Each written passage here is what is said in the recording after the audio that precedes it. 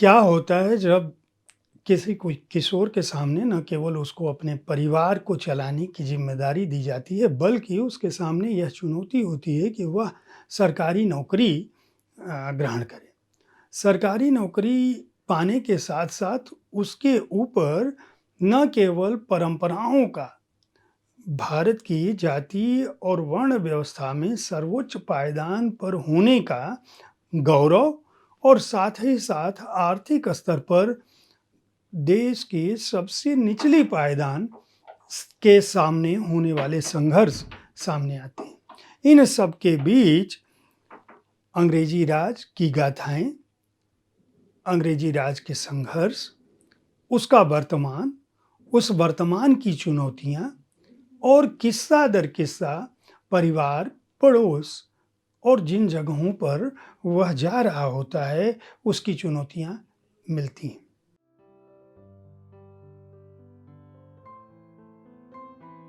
मैं आज जिस कहानी के साथ उपस्थित हूँ, वह कहानी कई दशकों में फैली हुई है।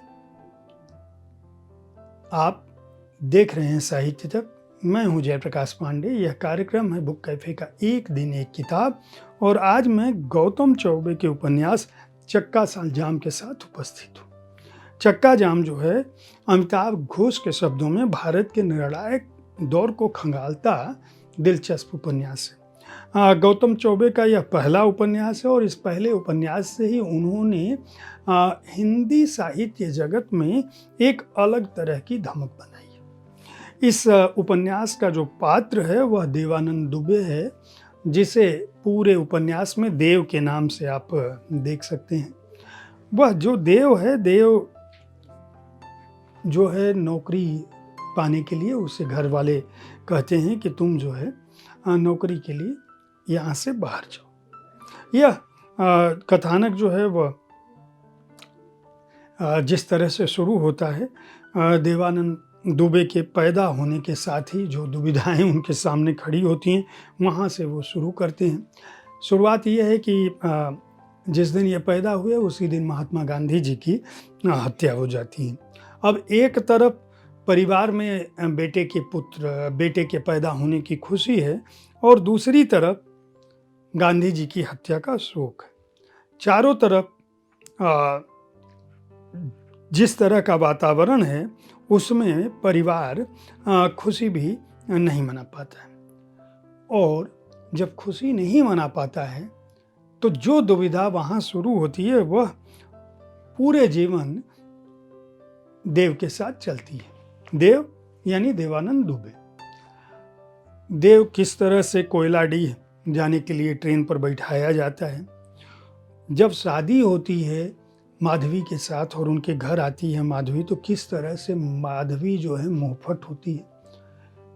इसकी जो भाषा है उपन्यास की, चक्का जाम पढ़ते हुए आपको बहुत बार हंसी आएगी इस बात की कि शादी होके आती है माधवी और वो कहती का जी आप लोग दरिद्र हैं का। क्यों? क्योंकि उसको मुंह दिखाई दिन भर बोलती है कि मैं मुंह उघाड़ उघाड़ के दिखा रही थी और हाथ में 30 रुपया भी नहीं आया।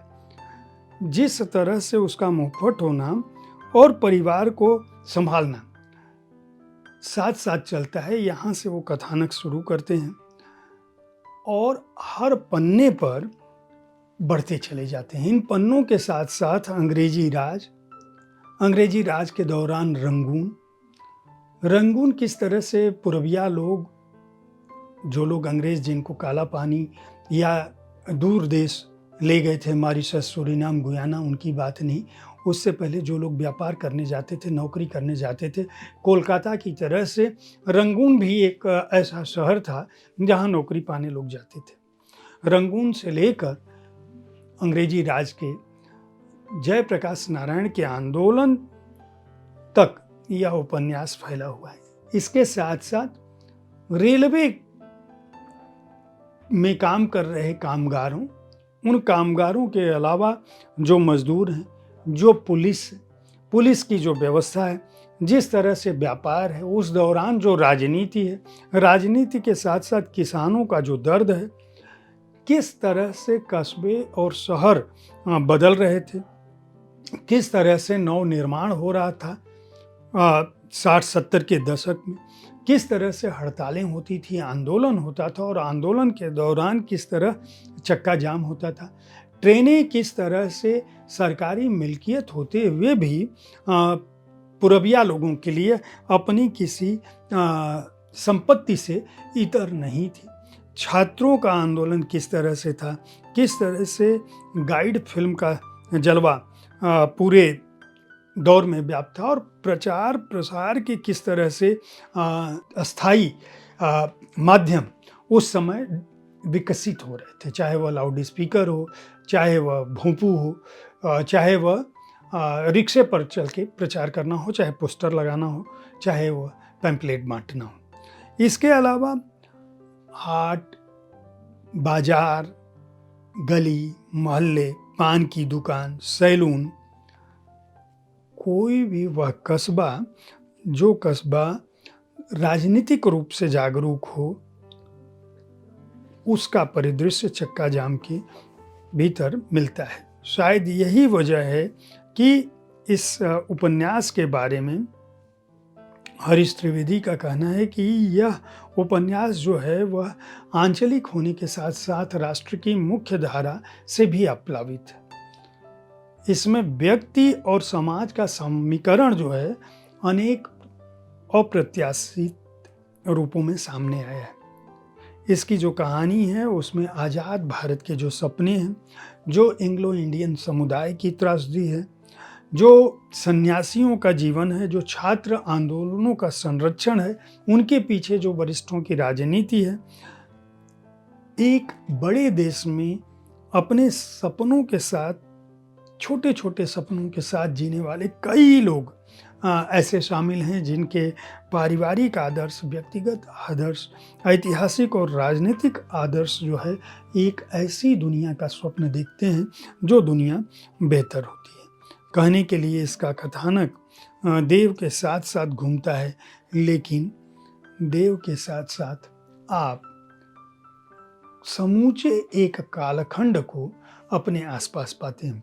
चक्का जाम एक बेहद उम्दा उपन्यास है। अगर आप अच्छा उपन्यास पढ़ना चाहते हैं तो गौतम चौबे के इस पहले उपन्यास को अवश्य पढ़ें। मैं यह दावा कर सकता हूं कि आप इस उपन्यास को पढ़ने के बाद निराश नहीं होंगे, बल्कि इस बात के लिए साहित्य तक को बधाई देंगे कि मैंने आपको किसी ऐसी उपन्यास की संस्तुति की जो वाकई एक बेहतरीन उपन्यास है।